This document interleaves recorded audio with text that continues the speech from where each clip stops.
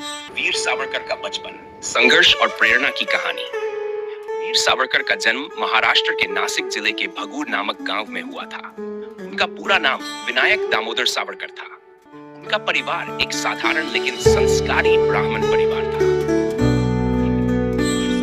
एक सम्मानित व्यक्ति थे जो अपने समाज में शिक्षित और धार्मिक विचारों के लिए जाने जाते थे।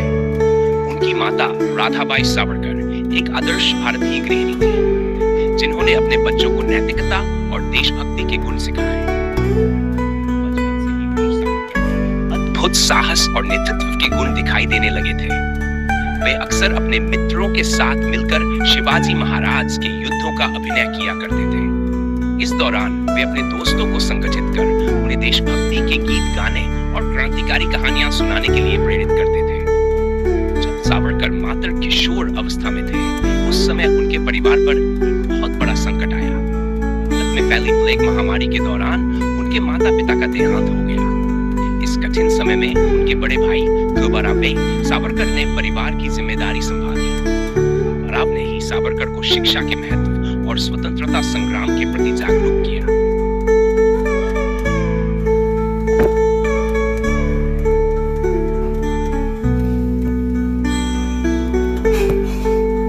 वीर सावरकर का जेल जाने का सफर उनके क्रांतिकारी विचारों और स्वतंत्रता संग्राम में उनकी सक्रिय भूमिका का परिणाम था।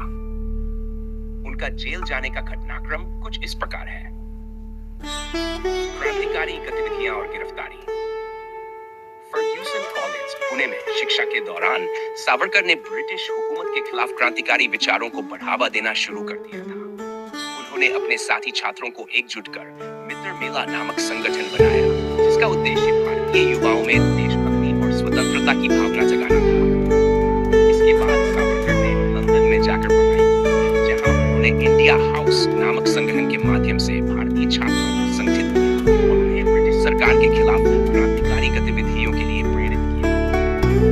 सावरकर ने 8 Votes and 37 के स्वतंत्रता संग्राम पर एक पुस्तक लिखी, जिसका नाम था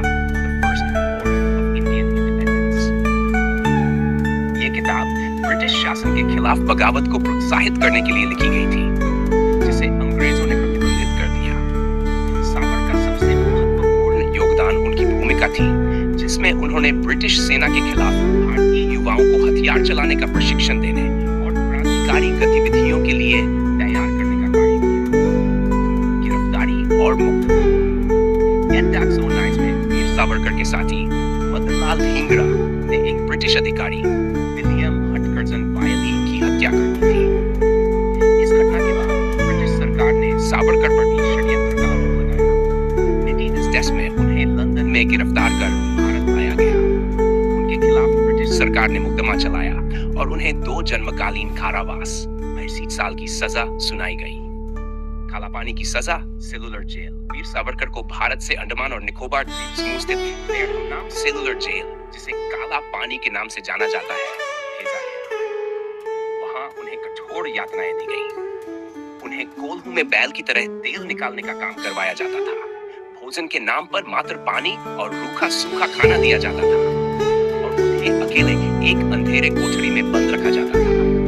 इस कठोर यातना के बावजूद सावरकर ने वहां भी स्वतंत्रता संग्राम का संदेश फैलाना जारी रखा। उन्होंने जेल के दीवारों पर पत्थर से कविताएं लिखी और अन्य कैदियों को प्रेरित किया। रिहाई और स्वतंत्रता संग्राम में योगदान। वन टाइम जेलर से इंडियन से वाचिटी जॉब तक सावरकर ने जेल में कष्ट सहे।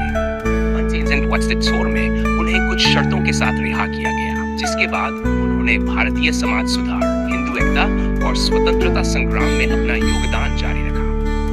वीर सावरकर का जेल जीवन उनके अटूट साहस, संघर्ष और देशभक्ति का प्रतीक है।